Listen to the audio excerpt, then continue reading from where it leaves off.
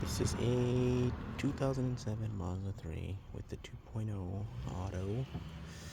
I got a code for the knock sensor just down there.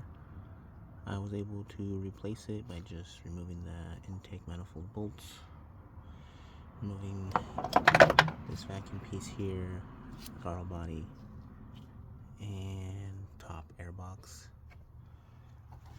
Here's the old one. Here's the old one. And I just already put the new one in.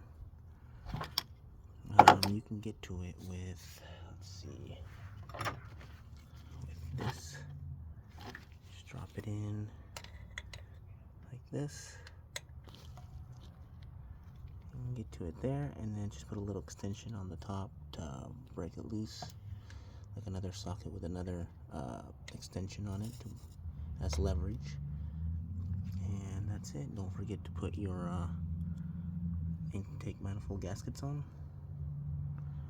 And there's also a bolt at the very bottom of the intake manifold that you will have to remove, or else it will not come back far enough.